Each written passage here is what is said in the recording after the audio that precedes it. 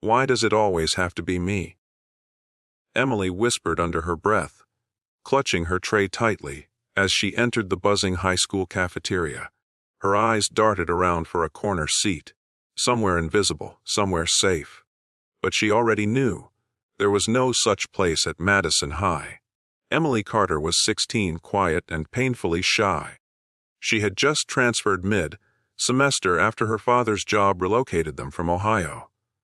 With thick glasses, unbranded clothes, and her nose always buried in a book, she stood out, and not in a way that anyone admired.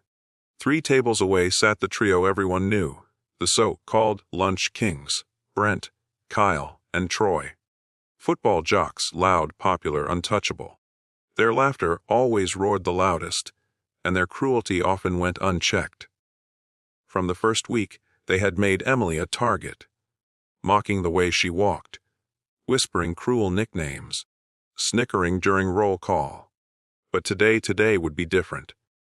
"Watch this," Brent muttered, chuckling as he nudged Kyle. Emily hadn't even reached her table when she felt it. A sudden sharp yank on her back. Snap! The sound echoed in her ears.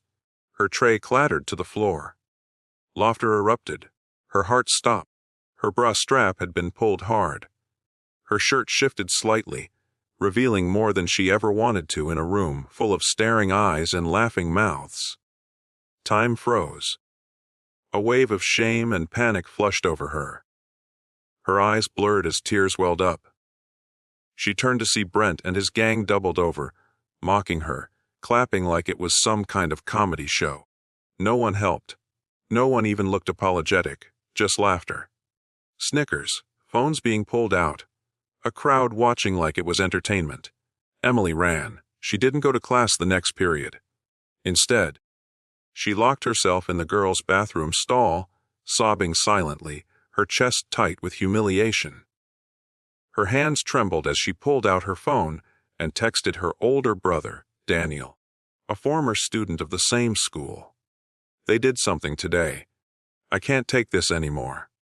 Within minutes, Daniel replied, "I'm coming. And we're not letting them get away with this." Daniel was 22 now, working security at a nearby office. But in high school, he had been one of the few who stood up to bullies. When he heard what had happened, something inside him snapped. He knew the school wouldn't care. Not unless someone forced them to. He drove to the school immediately, asking to speak with the principal. "Emily's just being sensitive," the vice principal said dismissively. "Boys will be boys. There's no proof." But Daniel knew better. Check the cafeteria footage. Now, reluctantly, they pulled up the security video. What they saw shocked even the staff. The footage showed everything. The yank, the exposed back, Emily's frozen face, the mockery, and the crowd laughing. The room fell silent. Daniel filed a police report that very evening. Brent, Kyle, and Troy were arrested under sexual harassment and assault charges within 48 hours. Their parents tried to deny it. Their lawyers tried to twist it, but the footage was undeniable. What they thought was just a prank became a criminal offense. The court didn't see it as harmless. It saw the psychological trauma, the humiliation, and the intent. The school came under heavy scrutiny. News reporters showed up. Students were interviewed. Several others came forward, girls who had stayed silent before. The bullies had a history, but no one had taken them seriously until now. Emily stayed home for a week. She couldn't sleep, could barely eat. Every time she closed her eyes, she remembered that moment, how small and helpless she felt.